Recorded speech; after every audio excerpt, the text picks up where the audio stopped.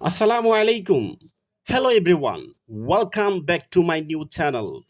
I hope you are doing well by the grace of Almighty. So, today's class is going to be very important, especially for the student of JSC, SSC, and HSC. So, I requested of all you to watch this video carefully till the end. I will explain everything step by step so that all of you can understand clearly. So, let's get started. Hello viewers, আজকে আমি আপনাদের সামনে নতুন একটি video নিয়ে হাজির হলাম।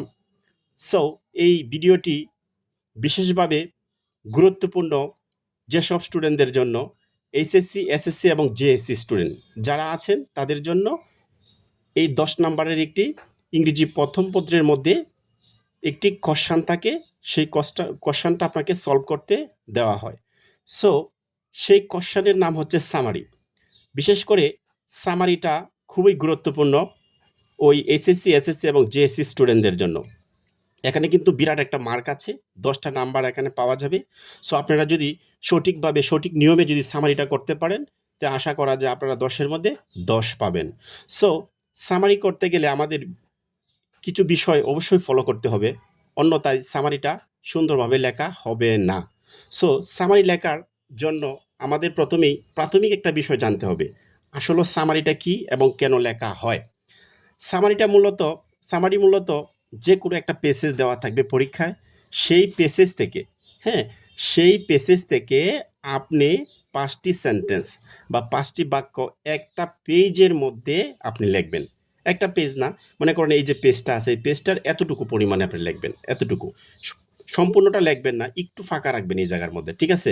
So summary কিন্তু দেখা যাচ্ছে যে বর্তমানে আমাদের স্টুডেন্টরা কি করছে, যে একটা পেসেজটা দেওয়া থাকে, পেসেজটাকে 5টি বাক্য তারা, প্রথম বাক্য, তারপরে মাঝখানে আরও 2টা বাক্য, লাস্টের একটা বাক্য, এইভাবে মিলে তারা 5টা বাক্য বা সেন্টেন্স লিখে ফেলে।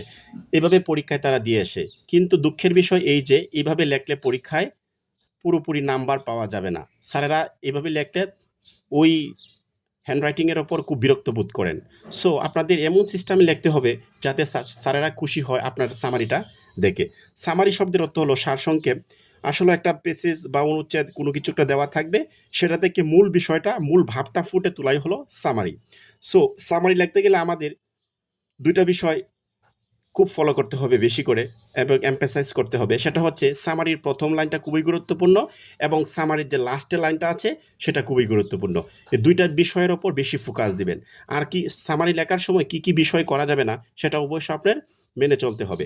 যেমন আমরা যদি বলি সামারি লেখার কিছু নিয়ম অবশ্যই আপনাকে জানতে হবে। যেমন 1, 5টি সেন্টেন্সে লিখবেন। সামারিটা কত সেন্টেন্সে লিখবেন? 5টি সেন্টেন্সে লিখবেন। আচ্ছা, সব সেন্টেন্সটি একটা প্যারাগ্রাফ আকারে লিখবেন। এই সেন্টেন্সটা যে লিখবেন একটি প্যারাগ্রাফ আকারে লিখবেন। 3 নাম্বার, পেসেজের প্রায় 1/3 ভাগ 1/3 ভাগ ব্যবহার করবেন। মানে একটা পেসেজ দেওয়া থাকবে, 3টা ভাগ করবেন, 3টা ভাগের মধ্যে একটা ভাগ লিখতে হবে। আচ্ছা, 4 নাম্বারে কি বলছে? যে এক্সাম্পল বা কোনো কোশ্চেন থাকবে না। সামারি লেখার সময় কোনো উদাহরণ দেওয়া যাবে না বা কোনো কোশ্চেন মার্কের এরকম প্রশ্ন করা যাবে না। ঠিক আছে? 5 এ বলছে সামারিটি অবশ্যই নিজের ভাষায় লিখবেন। নিজে কিছু মানে সামারিটা যখন লিখবেন, ঠিক আছে?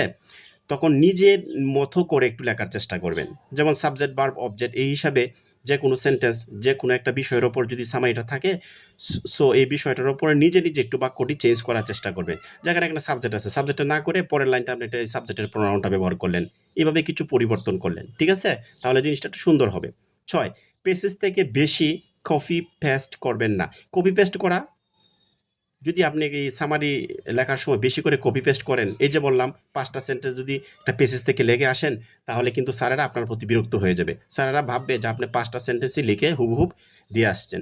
সো স্যারেরা বেশি খাতাটা দেখবেন না, না দেখে 1 থেকে 2 নাম্বার এখানে আপনাকে দিয়ে দিবে অথবা 0 দিতে পারে। 7 কি বলছে? সামারিটির প্রথম লাইন এবং শেষ লাইন খুবই গুরুত্বপূর্ণ। তো আমি আগেই বলেছি সামারি লেখার জন্য 2টি লাইন অবশ্যই গুরুত্বপূর্ণ, 2টি কথা অবশ্যই গুরুত্বপূর্ণ। সেটা হলে সামারির যে প্রথম সেন্টেন্সটা, প্রথম বাক্যটা এবং লাস্টের যে বাক্যটা, 2টা বাক্যই খুবই গুরুত্বপূর্ণ। এটি সুন্দর করে নিজের মতো করে লিখবেন। তাহলে কিন্তু সামারিতে ভালো একটা মার্ক পাওয়ার আশা থাকবে। সো এখন এই সামারিটি লেখার একটি ফর্মুলা আমি নিচে আপনাদেরকে দিয়েছি। আপনারা যদি এই ফর্মুলাটা ফলো করেন তাহলে আপনারা অবশ্যই 10-এর মধ্যে 10 পাবেন। 10-এর মধ্যে যদি 10 নাও পান তাহলে 8 ইনশাল্লাহ তো পাবেনই। সো ফর্মুলাটা একটু দেখেন।